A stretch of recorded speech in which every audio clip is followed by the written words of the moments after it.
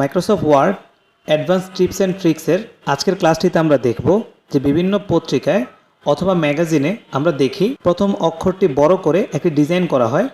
আজকের ক্লাসটিতে আমরা দেখব যে এমএস ওয়ার্ড ব্যবহার করে পত্রিকার এরকম সুন্দর ডিজাইনটিকে আমরা কিভাবে করব। এরপর আমরা দেখব যে মাল্টিপল সিলেকশন, অর্থাৎ আমরা কাজের ক্ষেত্রে নির্দিষ্ট কিছু জায়গাকে অথবা অনেক বড় সিলেকশনকে আমরা নর্মালি যেভাবে সিলেক্ট করি এই সিলেক্ট ছাড়াও আমরা মাল্টিপল সিলেকশন কাজ আমরা অ্যাডভান্স লেভেলে কিভাবে করব। তাহলে চলুন আজকের ক্লাসটি শুরু করা যাক।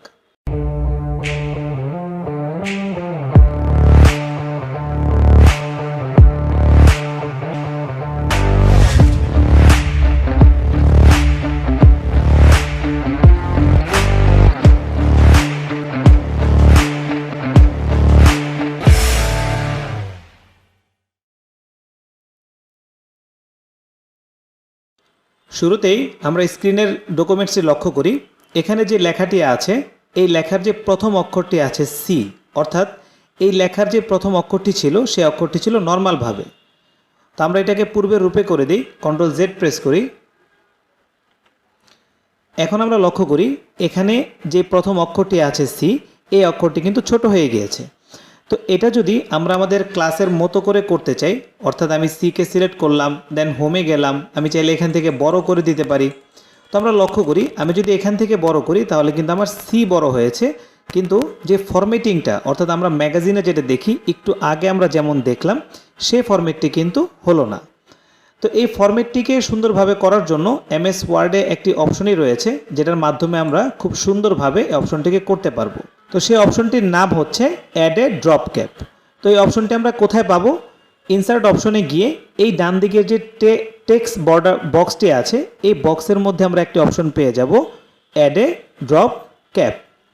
তো আমরা এখানে ক্লিক করলে এখানে আমাদের স্যাম্পল দেয়া আছে। তো আমি যদি এটাতে ক্লিক করি তো আমি লক্ষ্য করি আমার যে প্রথম অক্ষরটি সেটা ক্যাপিটাল হয়ে কিন্তু সুন্দরভাবে কেটে আমার ডিজাইনের মতো হয়ে গিয়েছে। তো এভাবেই কিন্তু ম্যাগাজিনের ডিজাইনগুলো করে। আমরা লক্ষ্য করব যে বিভিন্ন পত্রিকার প্রথম হেডলাইনটা বড় থাকে। তো আমরা যদি এমন ডিজাইন করতে চাই দেন ইজিলি কিন্তু আমরা অ্যাড এ ড্রপ ক্যাপ থেকে সুন্দরভাবে করতে পারি। তো আমরা আবার চলে যাই, অ্যাড এ ড্রপ ক্যাপে যাই। তো এখানে কয়েকটি স্টাইল দেওয়া আছে, এটা প্রথম স্টাইল, দেন এই স্টাইলটি আছে। তো আমরা এটা অ্যাপ্লাই করি, স্ক্রল করে এদিকে চাপিয়ে দিই, যেহেতু আমার স্ক্রিনটি জুম করা তাই এটা চলে গিয়েছিল। তো এখন লক্ষ্য করি সিটি বড় আছে, তো এটা হচ্ছে এই সারিতে চলে এসেছে। তো আমাদের রুচি অনুযায়ী আমরা যেভাবে ডিজাইন করতে চাই, অথবা আমরা ড্রপ ক্যাপ অপশনসে চলে যাব। তো এখানে গেলে আমরা আমাদের ইচ্ছে মতো জিনিসগুলোকে করতে পারবো। ফর এক্সাম্পল আমরা এটাকে সিলেক্ট করি, দেন ওকে প্রেস করি। তো এখানে কি আছে, তিনটি লাইনে আছে, নিচের লাইনগুলো নিচে চলে গিয়েছে। তো আমরা এটাকে যদি কাস্টমাইজ করতে চাই আমরা চলে যাই, দেন এখানে লক্ষ্য করি লাইন্স টু ড্রপ, এখানে 3 দেয়া আছে। তো আমরা যদি এখানে 4 দেই দেন ওকে প্রেস করি, আমরা লক্ষ্য করি আমার সিটি কিন্তু আরও বড় হয়ে গিয়েছে। অর্থাৎ আমি যেই কয়টি লাইন অ্যাড করতে চাচ্ছি আমার ড্রপ ক্যাপের মধ্যে সেই কয়টি লাইন কিন্তু আমরা কাস্টমে গিয়ে কিন্তু চাইলে পরিবর্তন করে দিতে পারছি। আমরা কাস্টমে চলে যাব, দেন এখান থেকে আমি লাইন দিয়ে দিব। এরপরে আছে ডিস্টেন্স, অর্থাৎ আমি যদি এটাকে আরেকটু বাড়িয়ে দিই দেন ওকে প্রেস করি, লক্ষ্য করি আমার সি থেকে লেখার ডিস্টেন্সটা কিন্তু বেড়ে গিয়েছে। তো এটা হচ্ছে আমার ডিজাইনের উপরে ডিপেন্ড করবে যে আমি কিভাবে কাজগুলো করব, কিভাবে করলে আমার আউটপুটটি সুন্দর আসবে।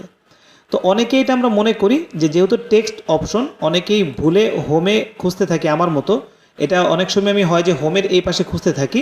তো এটা যেহেতু একটি ফরম্যাট চেঞ্জ করে দিচ্ছে, দ্যাটস ওয়াই এটা ইনসার্ট অপশনে গিয়ে আমরা এই টেক্সট অপশনে পেয়ে যাব। তো এখানে আরও কিছু স্টাইলিং করার টেক্সট অপশন আছে, আমরা ক্লাসে দেখেছিলাম। অর্থাৎ এখানে এই যে এর শ্যাডো দিয়ে একটা অপশন আছে, এখান থেকে চাইলে আমরা টেক্সট ফরম্যাটিং করতে পারি। তো এগুলো আমাদের কোর্সে গিয়েছে। তো আজকে আমরা যেটা দেখলাম সেটা হচ্ছে আমাদের যে একদম সহজ ভাষায় যেটা হচ্ছে পত্রপত্রিকা অথবা ম্যাগাজিনে আমরা প্রায় সময় স্টাইলটি দেখে থাকি। তো এই স্টাইলের সাথে কিন্তু যদি আমরা ইমেজ ব্যবহার করি তখন কিন্তু একটি প্রবলেম তৈরি হয়। যেমন আমি এখানে একটি ইমেজ আনি, তো ইমেজটি আনার পরে আমরা জানি যদি আমি ইমেজটিকে এখন ছোট করতে চাই এটাকে আমি ড্র্যাগ করি, ওকে। দেন এটা আনার উদ্দেশ্য হলো আমরা যদি এখন এই যে র্যাপ টেক্সট অপশনটি আমরা জানি ব্যবহার করতে পারি, আমরা যদি এখান থেকে র্যাপ টেক্সটের যে কোনো একটা অপশন দেই দেন এটা যদি আমার শুরুতে থাকে তাহলে আমরা লক্ষ্য করি আমার লেখাটি কিন্তু পিছনে চলে গিয়েছে। তো এইভাবে যদি আমরা কোথাও কোনো ইমেজ ব্যবহার করে তারপরে হচ্ছে আমরা এই ড্রপ ক্যাপটি ব্যবহার করি, তাহলে অবশ্যই লক্ষ্য করব যে এই দুইটা অপশান একসাথে হলে কিন্তু আমাদের জন্য ডিজাইনটি ফুটে উঠবে না। যে কোনো একটি অপশান আমাদেরকে ব্যবহার করতে হবে, আদারওয়াইজ এটাকে অন্য পজিশনে দিয়ে আমাদেরকে ডিজাইনগুলোকে মিলিয়ে দিতে হবে। তো এইভাবে আমাদের একটি ডিজাইন হয়ে যেতে পারে। তো আমরা চাইলে এইভাবে শেপের ইমেজগুলো নিব, এভাবে ফন্ট দিব, তাহলেই দেখব যে আমরা ম্যাগাজিনের যে ফরম্যাটগুলো আছে সেই ফরম্যাটগুলো আমরা ক্রিয়েট করতে পারবো। সেকেন্ড যে অপশনটি বলেছিলাম সেটা হচ্ছে মাল্টিপল সিলেকশন। অর্থাৎ আমরা সিলেকশন খুব সিম্পলি জানি। আমি যদি এই লেখাটিকে লোরেন ইপসাম এই লেখাটিকে সিলেক্ট করতে চাই, তো আমি কি করতে পারি? ক্লিক করে ড্র্যাগ করতে পারি, নাম্বার 1, খুবই সিম্পল, আমরা সবাই জানি। অথবা আমি ডাবল ক্লিক করতে পারি। ডাবল ক্লিক করলে আমার যে শব্দটি আছে সেই শব্দটি কিন্তু আমার অটোমেটিক সিলেক্ট হয়ে যাচ্ছে। কিন্তু আমি চাচ্ছি এই লোরেম মেকিং 2000 এই কিছু শব্দ একসাথে আমি হাইলাইট করব। তো আমি এটা সিঙ্গেল করতে পারি। ফর এক্সাম্পল, আমি যদি হাইলাইট করতে চাই, এটাকে করব, দেন এই যে এটাকে করব, এটাকে করব। তো এভাবে কিন্তু আমার বারবার করতে হচ্ছে।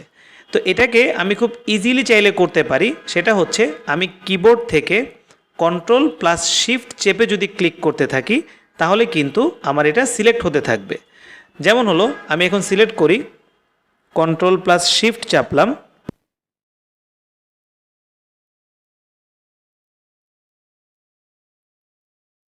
লক্ষ্য করি যে আমি যখন Ctrl+Shift চেপে 3টি শব্দতে ক্লিক করলাম, আমার কিন্তু 3টি একসাথেই সিলেক্ট হয়ে গিয়েছে। দেন আমি যদি এখান থেকে এখন ব্যাকগ্রাউন্ড কালার করতে চাই, আমরা লক্ষ্য করি আমি কিন্তু 3টি শব্দকে একসাথেই কালার করে দিতে পেরেছি। এই ছিল সিলেক্টিং করার একটি চমৎকার বিষয়। আমরা নেক্সট ক্লাসগুলোতে MS ওয়ার্ডের টিপস অ্যান্ড ট্রিক্সের চমৎকার বিষয় আরও নিয়ে আসব। ধন্যবাদ শিক্ষণ.com-এর আজকের ক্লাসটির সাথে থাকার জন্য।